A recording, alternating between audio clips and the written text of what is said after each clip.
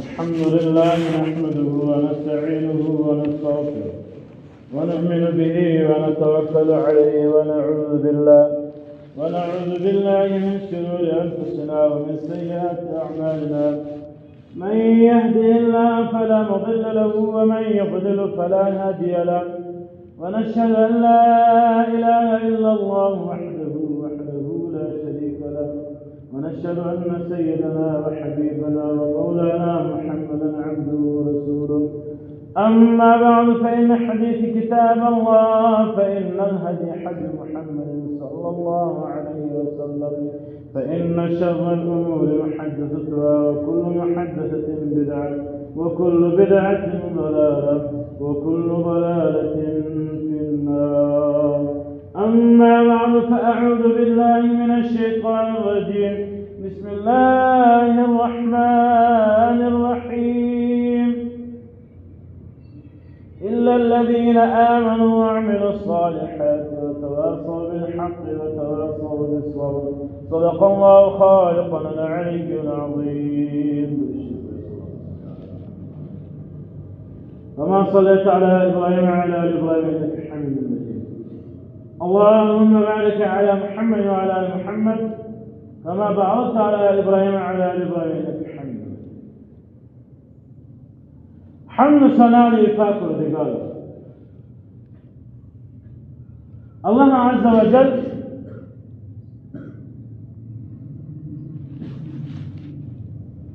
د نبی علیہ الصلوۃ والسلام من ډېر احسانات صفاتونه مهرباني کوي پیغمبر د خدای د آخرت ته سفر د شروع کېدلو یعنی د وفات د واقعې ترتیب مشروع کړی پیغمبر علیہ الصلوۃ والسلام د سفر آخرت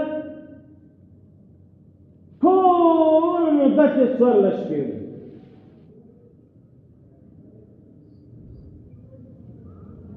نبی علیہ الصلوۃ والسلام د سفر آخرت په نن ورځ کې ومړ خپل لور ته کوم وصیتونه وکړي وکوم ته کوم وصیت وکړي او کم سبقان یې په آخر کې وشول بیا د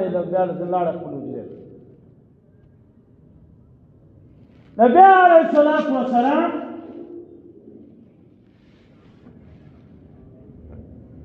راوتی رالی خپل منبر ته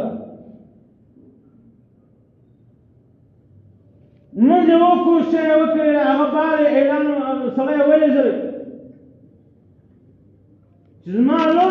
فاطمې ته وایي چې راسه ته نبي علیه الصلوۃ والسلام نه غواړي خپل پلار ته غواړي فاطمة الزهراء رضي الله تعالى عنها دا راغله هغه د زهرا د پلار د پلار ملاقات د پلار پوښتنې کوله نبی علیہ الصلوۃ والسلام په بدن کې داسې تبه ده چې بدن کې یو حرکت نشته له ډېرې تبې څخه نبی علیہ الصلوۃ والسلام بېهوش شو بیا له بېهوشۍ څخه ووځي بیا بېهوش شي بیا له بېهوشۍ ووځي بیا بېهوش شي یعنی نبی علیہ الصلوۃ والسلام څوارلس شپې دی په بېهوشۍ په حالت له ډېرې تبې څخه وار بېهوشه بیا سم بیا بېهوشه بیا سم د نبی علیہ الصلوۃ والسلام لور بیبي راړه نبی علیہ الصلوۃ والسلام اشاره ورته وکړه چې رانږدې شه دلې ما کړه غوږ راوړه نو په غوږ کې دوې خبرې وکړه اوله خبره یې ورته وکړه فاطمة الزهراء رضي الله تعالى عنها وزړل چغې کړې بیا نبی علیہ الصلوۃ والسلام په مغم نیم کېده بیا غوږ راوړه چې غوږ ورته راوړې بیا یې ورته وویل له خبرې کولو بعد د نبي علیه الصلوۃ والسلام نور مبارکې وایه خندل حضرت عایشه صدیقه رضی الله تعالی عنها فرمایي چې زه حیران پاتې دا څنګه مجلس پلار ولور ته یوه خبره په غوږ کې وکړئ لور وژړل دستې بله خبره ورته وکړه لور یې وخندل خوشحاله شو. د دې کولو بعد عایشه رضی الله تعالی عنها پس پسې شو په نبي اسلام په لور پسې ته به ماله دا خبرې راشې چې ولې خندل ولې ولې ډول ولې لور بیبي ورته ویلې چې عایشه دا زما د پلار په مابینځ کې یو امانت دی یو راز دی د نبي علیه الصلاة والسلام تر ژونده تر مرګه پورې دا څه چاته نه نبي علیه السلام دنیا رخصت شوی ډېر وخت بعد بیا عایشه صدیقه رضی الله تعالی عنها یو ورځ کور ته ورغله چې ای بیبي تا څه وکړل چې زما خاوند تا ته یوه خبره وکړه تا وخندل بله خبره ته تا وځل څه وجه وه څه کیسه وه اول یې دا راته وویل چې ما دا اوس چې کومه روزه تېره شو دا اوس لنډو شپو کې چې کومه میاشته تېره شوه په هره روزه کې به جبرائیل امین و ماته راتلی یو قرآن مجید تلاوت به یې و ماته ختم کول یو دور به یې راته کول مګر دا جبرائیل امین راغلی دوه وارې د قرآن مجید ختم راته وکړي په روزه کې دا دوه وارې د ختم کولو معلومه دا ده چې زه به د دنیا ځم دا زما آخري شپې دی ای لورې دا واوره ځکه مې وژړل چې پلار مې راواغ ولې خندل ولې خندل په دې وجه باندې چې پلار مې ماران غږ راباندې وکړي چې ای لورې مه غمجنه کېږه زما په خاندان کې یعنې زما په اولاد زما له مرګه بعد اوله ښځه ته یې چې ډېر زر به راسي و ما ته ملاقات ته شپږ میاشتې دا نبي علیه الصلاة والسلام لور مبارکه ژوندی وي فاطمة الزهرا شپږ میاشتې د نبي علیه السلام د مرګه بعد ژوندی وي شپږ میاشتې بعد دا له دنیا رخصت شوه په توره شپه به ماښام باندې دې جنازه یې یوړله په هدیره کې پټه کړله د دې بعد نبي علیه الصلاة والسلام په دغه محفل کې ناست قرطاس ورته وایي قرطاس آل بله تاوسي له مسلمانانو به اوسي چې مسلمان یې هو په چیش په نبي علیه الصلاة والسلام ایمان راوړ قرطاس څنګه کیسه تېره شوه نبي علیه السلام به وخت په سکندر په حالات کې بیمارۍ په حالات قرطاس واقع دا ده نبي علیه الصلاة والسلام په دغه شپه باندې څلور شپې له مرګه څخه مخکې د جمعرات په ورځ ده دا واقعه په دغه ورځ کېږي د مرګ څخه څلور شپې مخکې نبي علیه الصلاة والسلام په بیمارۍ حالات کې په سختو تبه کې پروت یوان بېهوشه سي بیا جوړ شي بیا بېهوشه سي بیا جوړ شي بهرحال یوان له هوشه ووتې په ځان برابر شي له صفحې ځان برابر شي نو آل یې ورکړي چې قلم و کاغذ راوړئ د یو څو وصیتونه در لیکم په ناست محفل کې د عمر رضی الله تعالی عنه ناست عمر رضی الله تعالی عنه ویلې چې بلکل نبي علیه الصلاة والسلام بیماره دی ستړی دی چې د انسان تبه یې انسان په عذاب دی نبي علیه الصلاة والسلام په کاغذه باندې وموږ دا وصیت وکړي چې ګوره زما له مرګه بعد به تاسو د اسلام د خدای د رسول لار نه اړوئ لهذا نبي عليه الصلاة والسلام مه زیرواسئ مه یې په عذابوئ د قلم کاغذ ضرورت نشته موږ د قرآن او د نبي اعظم په حدیث باندې عمل کوو دا موږ ته معلومه شو دې موږ دا خبره نبي عليه الصلاة والسلام ته ویلې چې بل زما له مرګه بعد به تاسو یو بل کار وکړئ په حجره کې ټول ورته ناست په کوټه کې یو به دا کار وکړئ چې څومره یهودیان دي دا به د عرب له مځکې وباسي له علاقو به یې وباسي دوم تاسې به په خپل مابینځ کې صله رحمي سره کوه یو بل باندې به شفقت سره کوه وخت به راسي مهاجر به ډېر یې په مدینه منوره کې او چې کوم د ضعیف خلک د انصار هغه به لږ ګوره ای مهاجرینو تاسو به له انصارو سره ډېر خیال سره انصارو ته په مځکه ګډ کاست دوې مینو کې به یوه مینا ورته درکوله په ګوله ډوډۍ کې به یو غاب ته درکوله په خونو په کمرو په باغو کې باغونه مې در جلا کول نو لهذا تاسو به یو بل باندې په شفقت کوئ اتحاد به کوئ محبت به کوئ صله رحمي به سره کوئ یو بل ته په بدنامه نه سره وایئ دا وصیتونه وکړل. نبی علیه الصلاة والسلام بل وصیت چې د فلانې په مدینه منوره کې نږدې یو کوی له کوی څخه 7 مسجدې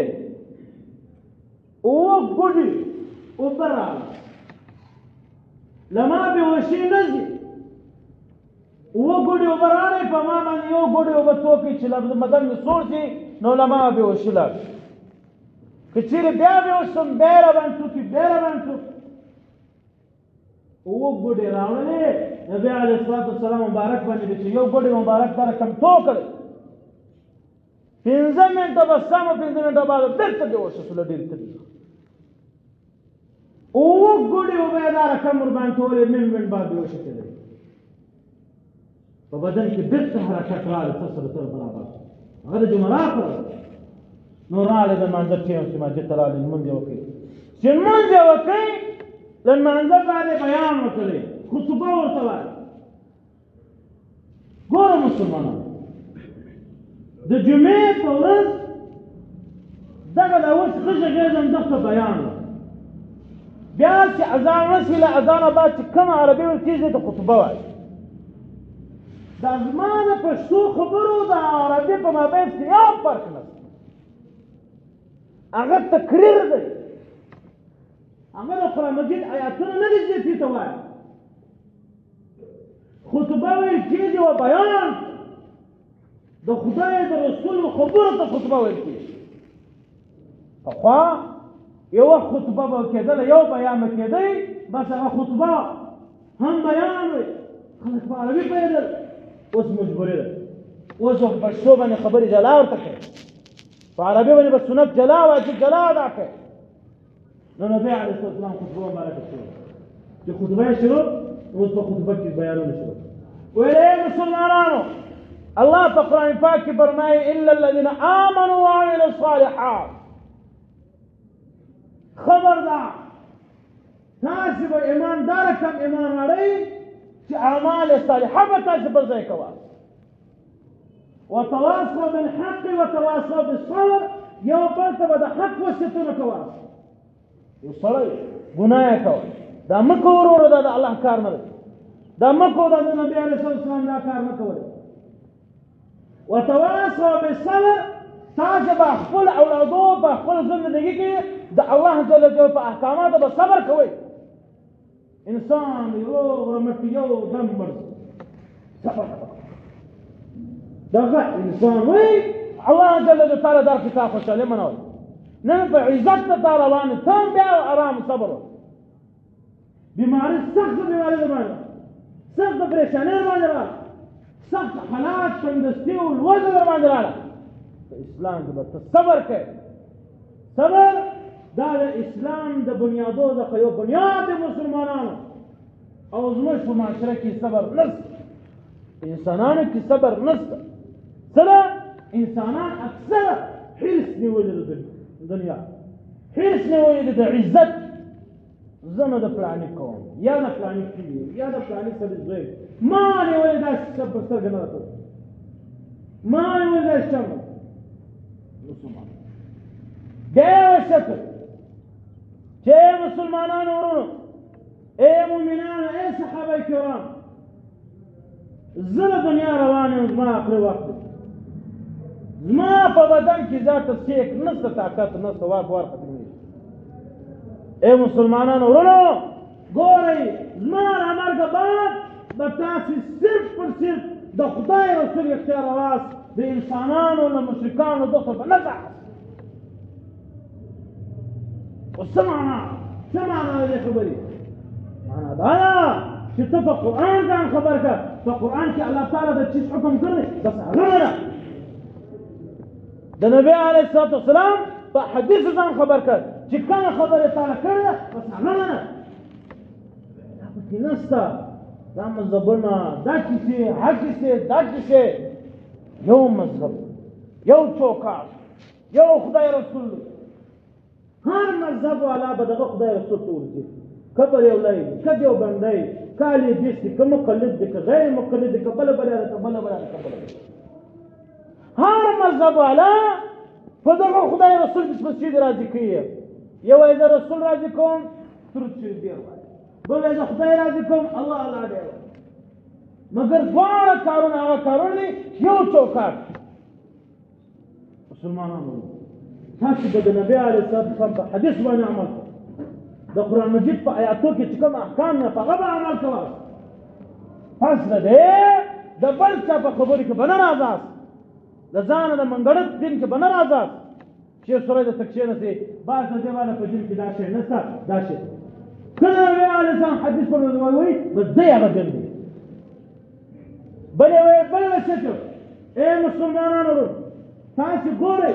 زه به مړ یم، تاسو به بیا زما و قبر ته سجدې کوئ، د یهودیانو چمون به کوئ. ولې تاسو اوس تازه تازه مسلمانان شوي یاست، اوس تازه تازه له یهودیانو لشکرو نه راوتاست، د دې اسلام ته رالاست. خبردار زما و قبر ته یو څوک سجده نه ولګوي. اوس د دې خبرې ته بس کېږي خدای رسول څه وایي زموږ قبر هم وچو قبر ته سر هم څه دی. اسلام دا وایي، قرآن و حدیث کې دا وایي چې څه ټیم تاسو یو مړي ته ورتلاست، که زیارت و که ولي ولاړ و که داسې نیک سړی که یو پیر و که یو ښه سړی بختور سړی چې ورتلې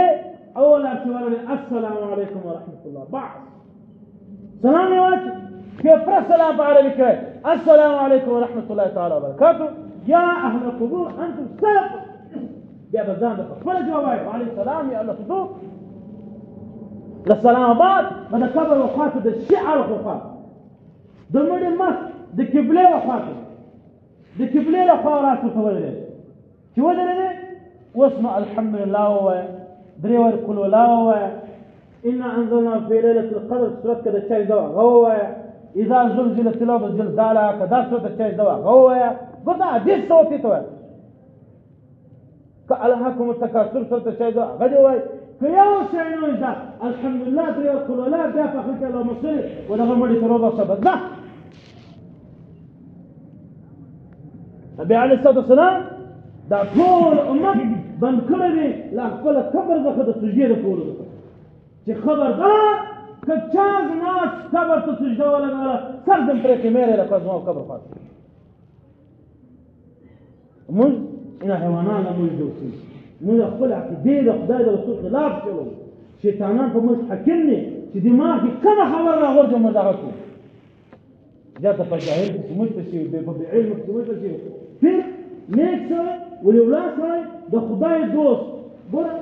د خدای دوست انسان هغه ټیم جوړېدی چې په قرآن مجید کې آیات دی انما یخشى الله من عباده العلماء. د خدای دوست هغه ټیم انسان جوړېدلی چې داسې علم ورسره وي او بیا په هغه علم باندې عمل هم کړی. شرط پکې دا شرط نه دی چې علم مت کړی عمل مه نه شو د خدای دوست. نه نه نه نه عمل هم پکې شرط دی، عمل هم عبادي العلماء پر دغه آیات ثابت دا د انسان د خدای دوست کېدی. معمول یو جاهل انسان موږ د ځان سره تېرو. ګور په دا ځای کې به خیال ساتو، په عقیدو کې به ډېر خیال ساتو. شرک نبي علیه السلام منع کړی. بل یې ویل چې ګوره زه به مړ یم له دنیا به رخصت شوی یم، تاسو به بیا په خپلو کورو یا په مسجدو به عکسونه ولګوئ د حیوانانو د انسانانو یا په نبي علیه السلام په هغه زمانه کې عربیان چې ول دوی په لاس باندې ډېر ښه عکاسي کوله، ډېر ښه تصویر دی جوړ. روایت کې راځي چې له ډبرو څخه بیا ډېر ښه تصویر د چا جوړ. فنکاران پکښې وو، هنران هم پکښې وو، هنرمندان. ډبره به ورته کښېنه به ستا شکل په ډبره کې ګرځېدل جوړ. خبردار چې په داسې ذکر عبادت نه وکړئ چاته یو تصویر وي یا بت وي یا بل شی یا بل شی. دا درته سوچ وکړه زموږ په پیچکان زموږ په کورو زموږ په محلو چې موږ چینون موږ لمونځونه کوو چې سنت وي هم چې نفل وي هم موږ هلته یو کونج کې یو عکس لګولی او بیا بل رقم نور موبایلو کې بله بله به نو مسلمانانو د دغه شیانو موږ ته د واقعات خصوصا د نبي علیه السلام د احکامات او رسالات دغه شی سبق موږ اخلو چې موږ په ژوند کې به څه کوو. د نبي علیه السلام کومه لاره موږ طرفه دا خطبې چې وویلې له هغه باندې بیا وځړل بیا ښه دعا وکړه امت ته ښه دعا یې وکړه ډېره دعا یې وکړه. د دعا بعد چې دی خپلې حجرې ته لاړې یو وصیت یې لا بل وکړ. ویل دا مدینه منوره مسجد دا رقم جوړ و. مدینه منوره مسجد د مدینې منورې مسجد دا یو کوم و د هغه د خرما باغ. بیا نبي علیه السلام واخ بیا یې دا باغ نه بیخه وکړ. په دې باغ کې د کافرانو قبرونه ول. قبرونه یې وغورځول نبي علیه السلام. ټول باغ و دا قبرونه ادرې سره ورک غټه مدینې مسجد نبي جوړ کړی. دا مسجد نبي چې دی دا د کافرانو د یو باغ د پرغه باندې جوړ. بیا دا د فلاني صاحب کور دروازه د فلاني صاحب دا د فلاني دا رقم د خلکو کورونه دی شاوخوا پر دا مسجد را جوړ. د چا کړکینان را خلاص، د چا د کور دروازې را خلاص، د چا څیز را خلاص. نبي علیه السلام امر وکړ حکم دی وته ټوله به خپلې دروازې د مسجد نبي د بندواست، کړکینان به بندواست. یو به حضرت ابوبکر صدیق رضی الله عنه کړکینو دروازه به را خلاص، یا د حضرت ابوبکر صدیق رضی الله عنه دروازه به را خلاصې، نور به ټوله دروازې بندواست. د دغه خدا معلومه شوه چې له خپله بعد دا کومه مسله چې ده حضرت ابوبکر صدیق رضی الله عنه ورکړه. یعنې زما مقام دی ده. نبي علیه السلام حجرې ته لاړ، چې لاړې بیا دا تفرقې نه دی راوتلی. نور واقعه بیا بعد کې مسلمانانو ورونو د واقعیو څخه د نورو احکاماتو ځان خبرول موږ د ژوند سبق ګرځوو. نبي علیه السلام کوم کار کوي په ژوند کې، څنګه حالات یې کولې، له کومه شی نه منع کړي وو، کوم کارونه په خوشحالۍ سره کول، کوم شیان د بد وړل. دا زما ستا دپاره سبق دی. زما ستا دپاره نقلونه نه دي چې نقل واوره خوند په واخلې یو ته وځړه یو ته وخانه بس څه خاص. الله تعالی دې موږ ټول ته هدایت ته صراط مستقیم رانصیب. هغه لاره دې الله رانصیب کړي چې هم د رب رضامندي پکې نبي علیه السلام. مسلمانانو تاسې سوچ وکړئ چې آیا زما اعمال د خدای د رسول په چوکاټ کې برابر دي چې ورځ په محشر زه نبي علیه السلام ته یم چې ای نبي زه ستا امت یم، زه ستا امت یم. هغه وایي تا کوم کار ونه کړ، ته خو زما په خلاف روان، ته خو پلانینګ غلط کړی. مسلمانانو انسان هغه انسان دی چې د خدای د رسول په احکامات کې خالص دونه ځان خبر کوي چې دا پنځه بنیاد لمونځ، روزه، کلمه، حج، زکات دا شیان یې په ټیم ادا کړه. بس ختم. علم دا بیا د الله تعالی یو حکمت دی چې الله ورنصیب کړي. الله تعالی دې موږ ټولو ته خصوصا زموږ اولادو ته زموږ نوي نسل ته علم الله تعالی ورنصیب کړي، محبت د خدای د رسول ورنصیب کړي. الله تعالی دغه لاره راپېښي چې په هغه کې د خدای د رسول خیر پکې شي. دعا وغواړئ. الحمد لله رب العالمين والصلاة والسلام على أشرف الأنبياء وعلى آله وصحبه وسلم. اللهم أعز الإسلام والمسلمين والمسلمين وارفع الكفر واليهود والنصارى ومن على الله والشرك شمر الله فينا.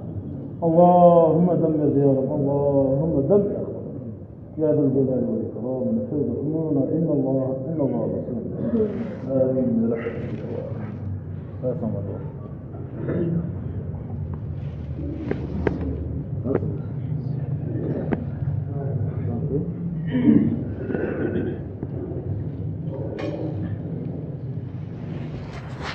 الله أكبر الله